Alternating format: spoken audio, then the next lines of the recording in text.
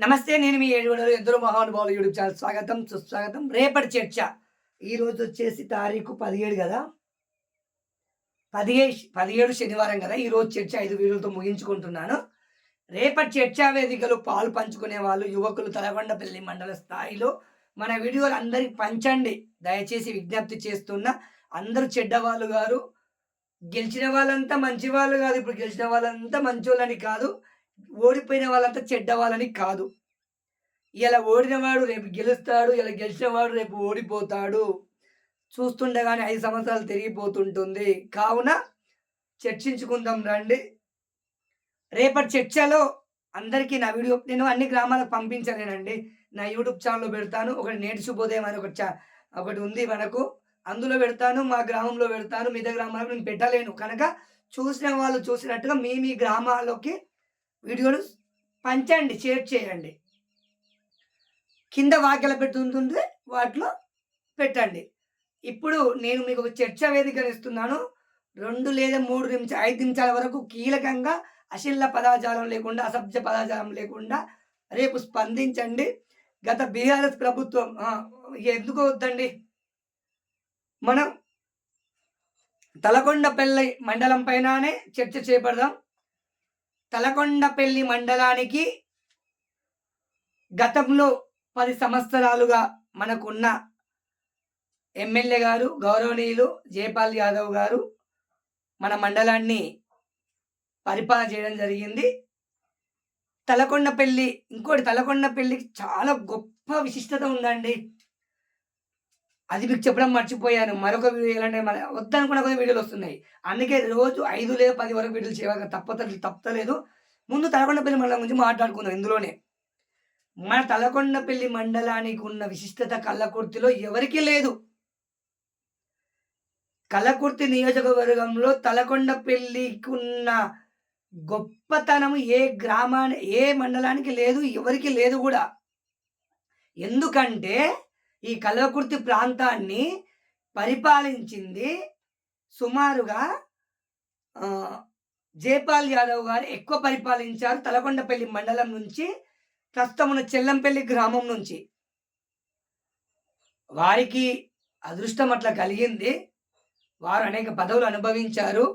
మరి వారికి చేతనైనంత అభివృద్ధిని కూడా చేపట్టలేదని నేను అనట్లేదు. మొత్తమే చేపట్టలేదని అనట్లేదు. వారికి ఉన్న వసతుల పరంగా, వారికి ఉన్న ప్రభుత్వ సహకార పరంగా, వారికి ఉన్న అనుకూలత పరంగా వారు కూడా అనేక గ్రామాలకు అభివృద్ధి చేశారు. నేను పూర్తి చేయలేదని అనట్లేదు. చేయొచ్చు వారికి ఉన్న వసతుల పరంగా. చేయకపోవచ్చు కూడా. చేయకపోవచ్చు.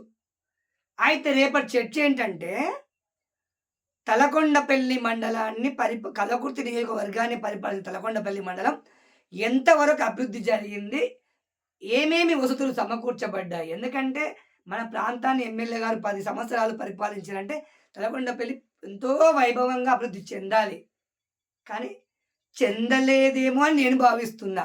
చెందిందని మీరు భావిస్తే కామెంట్లు పెట్టండి. దీనిపైన 1 లేదా 2, 3 వీడియోలు అసభ్య పదజాలం వద్దు ముందే చెప్తున్నా. అదోటిదో తిట్టేంత మాత్రం గొప్పవాళ్ళం కాదు మనం. లేకుండా 1 నుంచి 5 నిమిషాల లోపు వీడియో తయారు చేసి మనకు పంపించండి. ఎక్కడ దూషణలు వద్దు. నేనైతే అభివృద్ధి చెందలేదు అనుకుంటున్నాను. ఎందుకంటే తలకొండపల్లి ఇప్పటికీ వెనకబడిపోయిందని అనుకుంటున్నా. ఎందుకంటే సరే మళ్ళీ చర్చలో మాట్లాడుకుందాం. ఇంకొక గొప్ప విషయం ఏంటో చెప్పనా? తలకొండపల్లి మండలం రంగారెడ్డి జిల్లాలోనే ప్రథమ స్థాయిలో ఉంది. దేంట్లో? రాజకీయంలో. ఇప్పుడు కూడా మనకు విశేషం ఏంటంటే కల్లకుర్తి ప్రాంతాన్ని పరిపాలిస్తున్న వ్యక్తి కూడా ప్రస్తుతం కూడా కసిరెడ్డి నారాయణ రెడ్డి గారు మరి కల్లకుర్తి ప్రాంతాన్ని పరిపాలిస్తున్నారు. మరి వారైనా తలకొండపల్లి మండలం పైన ఏదేమైనా రండి, సొంత ప్రాంతాన్ని, తను పుట్టిన గ్రామాన్ని, తను పుట్టిన మండలాన్ని, తను ఉన్న జిల్లాను, తను ఉన్న దానికి ప్రథమ స్థానం కేటాయించాలండి. ఎంతైనా పక్క గ్రామంతో కన్నా మన పుట్టిన గ్రామం మీద ప్రేమ ఉంటుంది. మన గ్రామాలు ఫస్ట్ మనం పుట్టిన గ్రామాన్ని అభివృద్ధి చేయాలి. తర్వాత మండలం ఉంటుంది. తర్వాత మిగతా వాళ్ళు. ఎంతైనా సొంత గ్రామం మమకారం ఉంటుంది. పక్కోనికి 10 రూపాయలు ఇచ్చినప్పుడు మనోనికి 20 రూపాయలు ఇచ్చుకోవాల్సిన సందర్భం ఎంతైనా ఉంటుంది. మరి ప్రస్తుతం మన తలకొండపల్లి మండలాన్ని కూడా కసిరెడ్డి నారాయణరెడ్డి గారు కూడా పరిపాలిస్తున్నారు. మరి వారైనా మండలాన్ని కల్లకుర్తి ప్రాంతంలోనే, రంగారెడ్డి జిల్లాలోనే ప్రథమ స్థాయిలో నిలిపే ప్రయత్నం చేస్తారని నేను కోరుకుంటూ ఉన్నాను. అంటే కల్లకుర్తి ప్రాంతాన్ని పరిపాలించే వాళ్ళు తలకొండపల్లి మండలం నుంచి అన్నమాట. కానీ తలకొండపల్లి మండలంలో గ్రామాల పరిస్థితి ఏ విధంగా ఉన్నాయి అంటే, మీరు మీ మీ గ్రామాల పరిస్థితి, మీ గ్రామాల్లో ఉన్న రోడ్ల పరిస్థితి గురించి నిక్కచ్చిగా, నిర్భయంగా రేపు నాకు చర్చ అదే. ఏ గ్రామం రోడ్డు ఎలా ఉంది? ఏ విధంగా ఎమ్మెల్యేలు అభివృద్ధి చేశారు? స్పందించండి. మనము ఇందులో మోహన్ భాయ్ వీడికి యూట్యూబ్ ఛానెల్‌లో మీ వీడియోలు అప్‌లోడ్ చేస్తాను నేను. అక్కడ ఎక్కడ కూడా దూషణలు ఉండొద్దు, అసభ్య పదజాలం ఉండొద్దు. ఇది. ఇప్పుడు నెక్స్ట్ తలకొండపల్లి కల్లకుర్తిని పరిపాలించే వారికి కూడా ముందే ప్రకటిస్తూ ఉన్నాను నేనైతే. మళ్ళీ తలకొండపల్లి కల్లకుర్తి నియోజకవర్గాన్ని పరిపాలించేది కూడా తలకొండపల్లి. ఈళ్ళేమో కసిరెడ్డి నారాయణరెడ్డి గారు, వాళ్ళేమో చెల్లంపల్లి వాస్తవులు. రేపు కల్లకుర్తి నియోజకవర్గాన్ని పరిపాలించేది కూడా తలకొండపల్లి మండలం నుంచే పరిపాలించబోతున్నారు. అది ఎవరని నేను చెప్పలేను. అది మీరే చెప్పండి కామెంట్ బాక్స్‌లో. రేపు జరగబోయే 5 ఏళ్ల ఎలక్షన్‌లలో తలకొండపల్లి నుంచి ఒక వ్యక్తి, అది జాతీయ పార్టీ కాంగ్రెస్ పార్టీకెళ్ళి గెలుస్తారా? భారతీయ జనతా పార్టీకెళ్ళి గెలుస్తారా? తెలంగాణ ప్రాంతీయ పార్టీ నుంచి గెలుస్తారా? తెలియదు. కానీ అది ఎవరో కానీ రేపు ఏలబోయేది కూడా తలకొండపల్లి మండలం నుంచే.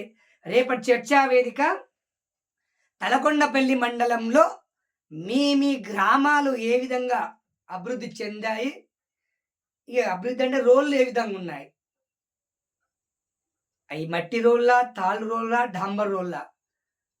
ఇది చర్చ అండి. రేపటి చర్చకు స్వాగతం. రేపు 18 తారీఖు ఆదివారము.